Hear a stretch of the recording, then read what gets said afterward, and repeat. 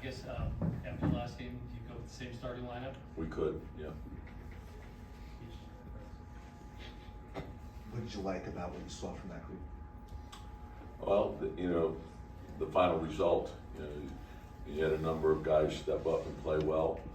And it's not really about who's starting, it's about the entire game and how you finish. And so we had a number of guys step up and play well. Tom, over the first 3 games, Indiana's had a bunch of offensive possessions where they try to put either Cat or Jalen on the back ends of pick and rolls. How do you feel like the guys not directly involved in those actions, the helpers, the weak side, low man, and all that? How do you feel like those guys have performed in those situations in order to? Yeah, I think that's a big part of the NBA. You see it every night. It's not anything new. You deal with it all year long, and that's how most teams play. So you have to have awareness. You tie together. You have to be in the gaps, and you have to communicate. Get everyone talking to the ball. Hey Tom, you talk about like little things that can get the group going, and Landry Shamet, I think he drew an offensive foul on Topping about a minute and a half to go in the third. Did you see that as an energy play at that point? Yeah, the hustle plays are huge. I think you need those. Those type of things unite and inspire the team. So great effort plays, and oftentimes those things can, particularly, not so much the dead balls, but more the live ball turnovers that can get you into the open floor and get you easy baskets. But the hustle is huge. Coach, throughout the series, we've seen Cat deliver under pressure. What stood out to you about the way he's responding when the game is on the line? Yeah, just he's been through a lot of situations. He's got experience, so he's been in playoff games. And just to play with poise under pressure, to understand what's going on in the game. TJ McConnell's had a bunch of good moments in the series. Just what makes him such an impactful player for them? High energy, pushes pace, can get into the paint. Plays with a lot of toughness. He's been a very good player for them for a long time.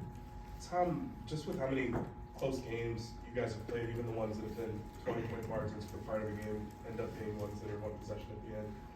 How do you gauge when you're going to use a challenge? Not necessarily, I imagine there's a lot of plays that you'd like to use them for, but obviously with how close these games have been, the timing probably matters a ton as well. Yeah, how do you use the timing? and you have guidelines, that you use, but sometimes there's variables that go into it. Like you try to obviously save it for the end, and then you also have to weigh in. Is it a foul that? Are you taking points off the board? Is it a foul that puts somebody on the bench? Those are the things that you have to decide, and then, they're tough decisions, but you try to do what you think is best. Coach, Game 3 obviously began with the personnel switch in the starting 5, and down the stretch, the connectiveness on D really gave Indiana some fits. What did you see? What was that closing lineup able to unlock?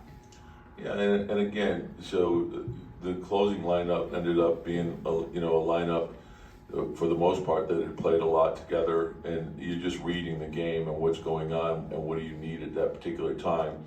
Do you need more offense? Do you need more defense? And then you're trying to make your decisions based on that and how the game's flowing and what are their matchups, who do they have on the floor, and what are you trying to take care of. Tom, there have been instances throughout this postseason where multiple guys have had high foul counts. Just looking back at the film, have you seen that your guys are fouling more than you'd like, or is there a little bit of gray area there as well? Yeah, and again, I think you have to, you want to play with physicality, and there's, contact with intelligence, and also reading how the game is being officiated. And sometimes there's a variance from game to game, so you have to adjust accordingly, but you don't want that to take away from your aggressiveness. And I think having discipline and understanding what's going on is very important. Tom, 2 more. The fouls, and specifically with Jalen, obviously they're hunting him, but is it? I mean, can he do something differently, or is it just something the team can do differently to keep him out of foul trouble? I mean, what are you saying there? Yeah, just and again, like some of the plays are, like they're 50-50. They can go either way. Like he's, I'm looking.